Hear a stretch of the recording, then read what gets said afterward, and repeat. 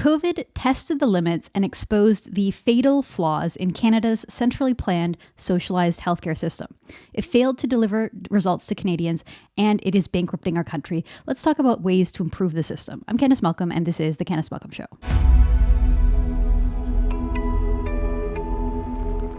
Hi, everyone. Thank you so much for tuning in. Now, I know that there is a huge rally going on in Ottawa, that the protests have moved to provincial capitals all over the world, and it is really exciting. We're going to continue to provide wall-to-wall coverage of that over at TNC.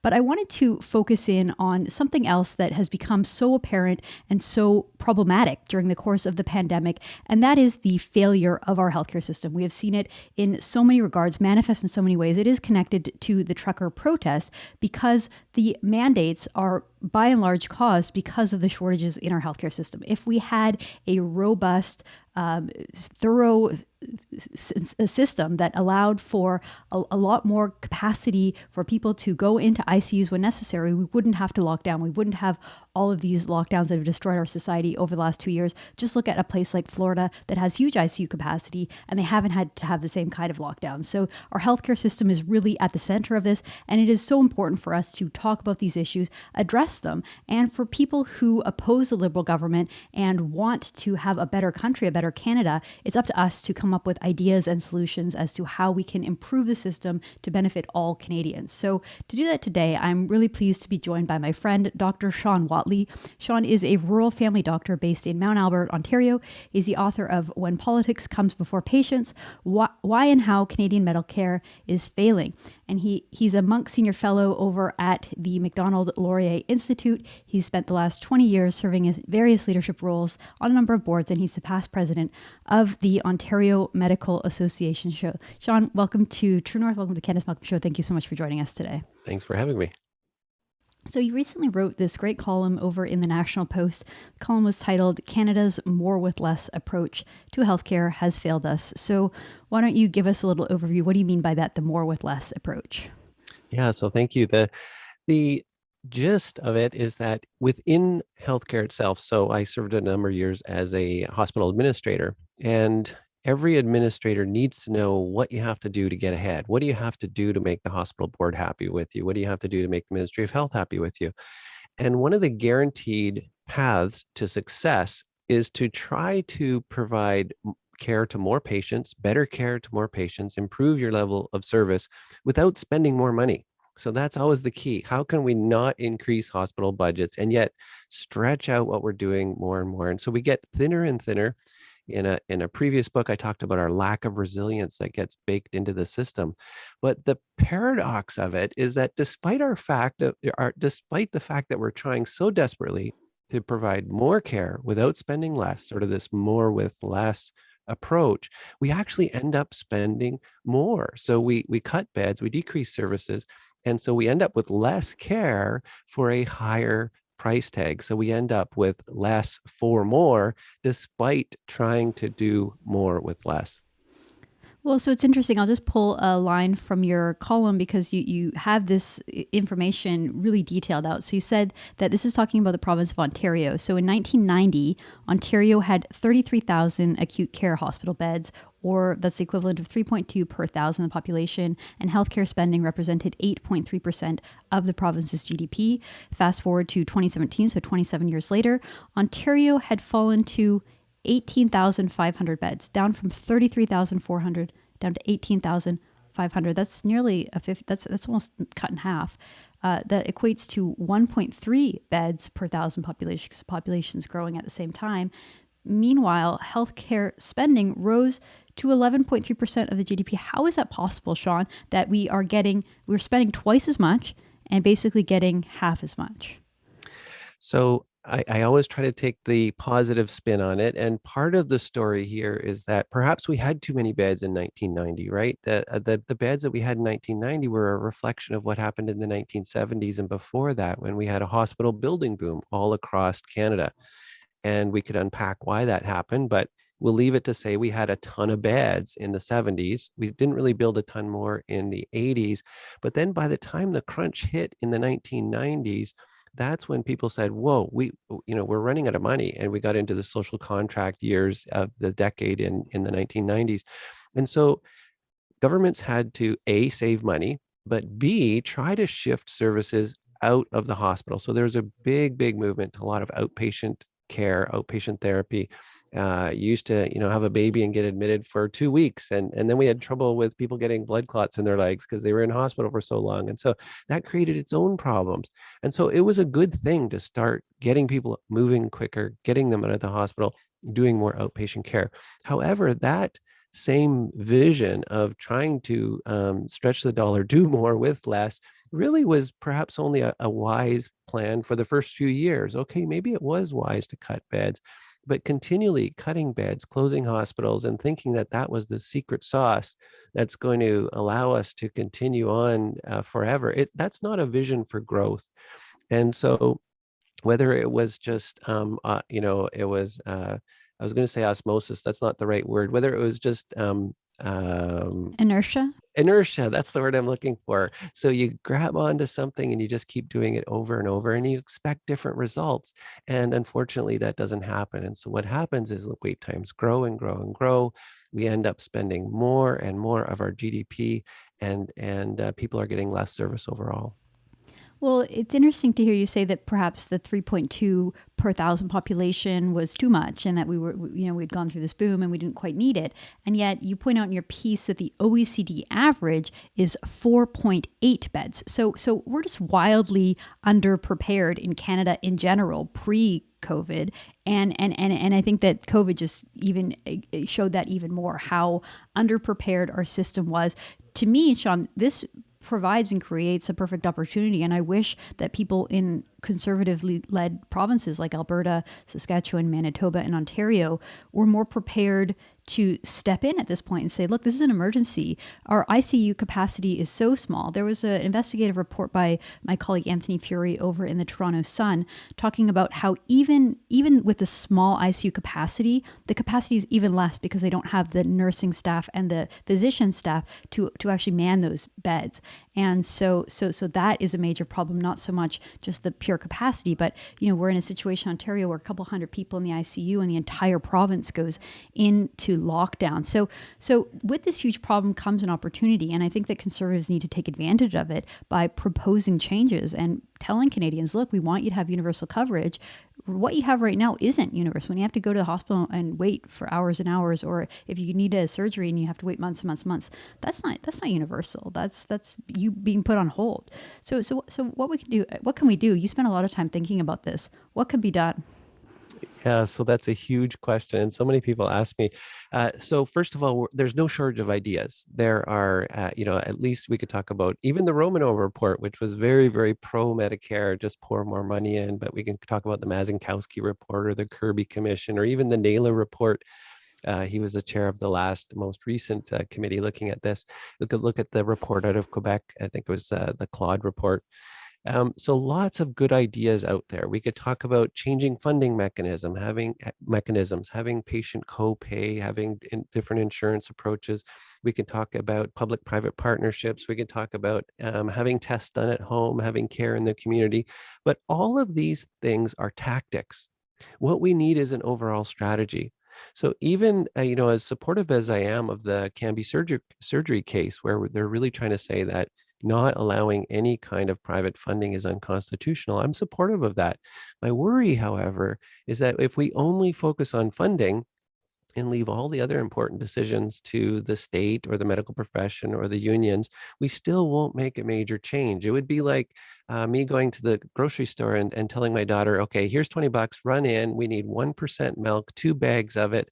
It's got to be this particular brand and at this particular store that we're at this particular time of day. I've made all the important decisions. And she isn't, maybe she doesn't have enough money in her pocket, so she uses a Visa or whatever. The payment mechanism itself is only one feature of a much larger discussion. And part of the problem is, and I'm stealing a term, I forget the author I got it from, but he talks about the iron triangle in corporatism. So this is back in the 1980s, and Margaret Thatcher had to break this iron triangle.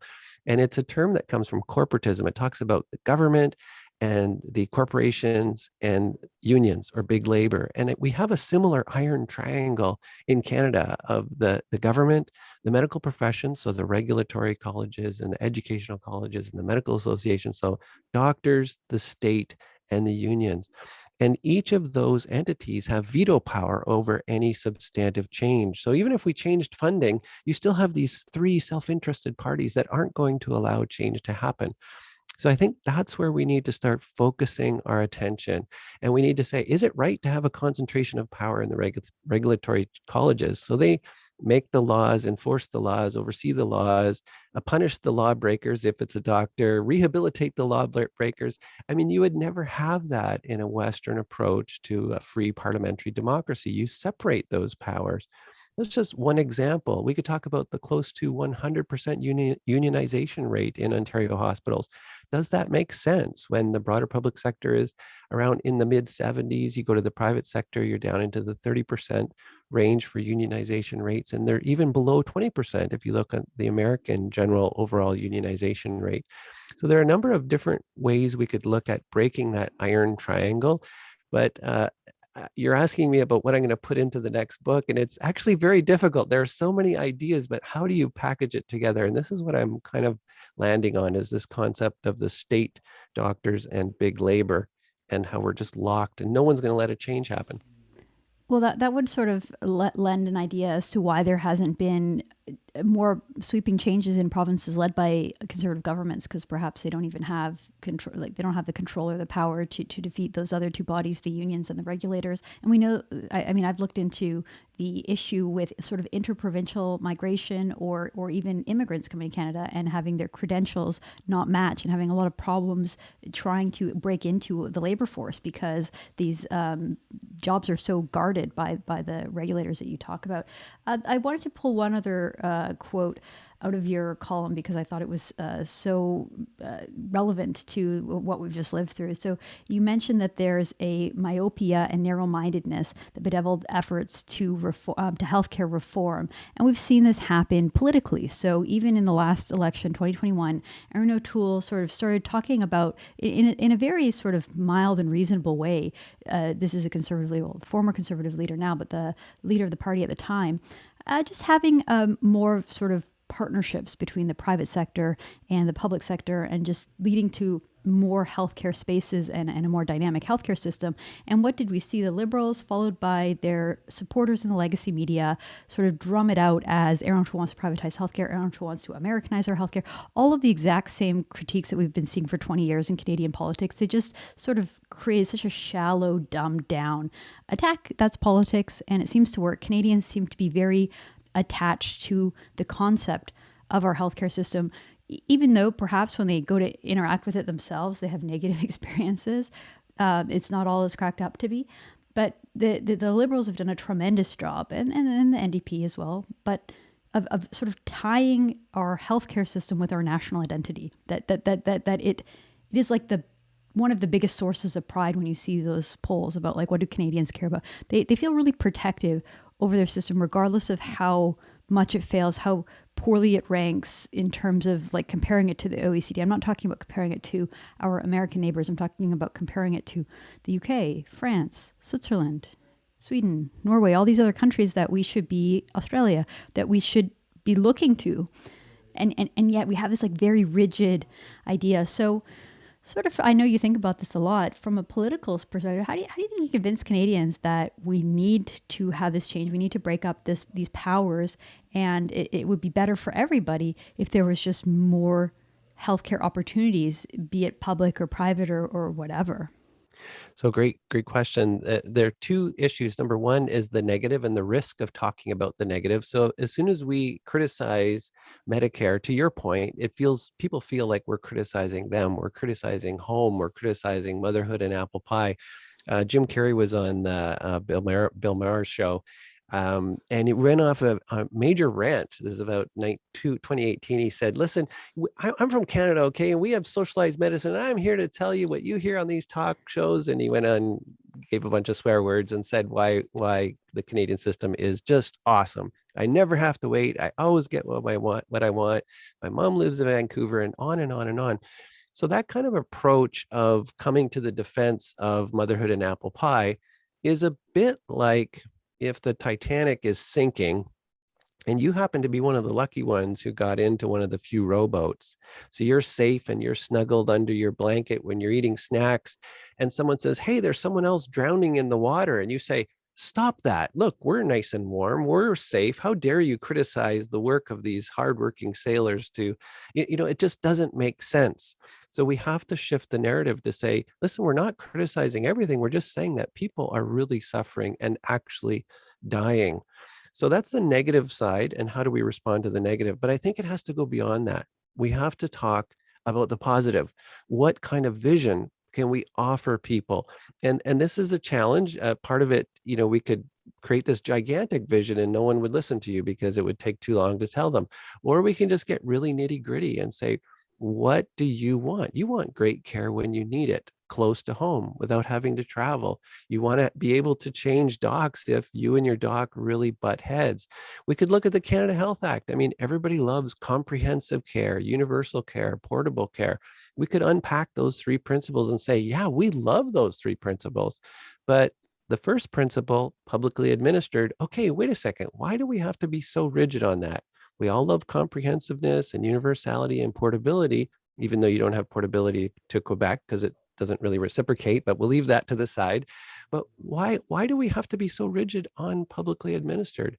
And then the final part of the Canada Health Act is accessibility. Why are we so rigid on saying, okay, no hospital user fees, but yet hospitals charge outrageous parking rates and they charge overpriced for coffee in the hospital and overpriced at their gift shops? So they're still doing a pseudo hospital user fee, at least with the parking fees, but yet that's okay. So we need to sort of take the heat down in the room. Stop letting people say we just want an American system. There are many other countries in the world. Stop talking about the whole business and profit thing. Every single person working in healthcare, at least as far as I know, gets an income.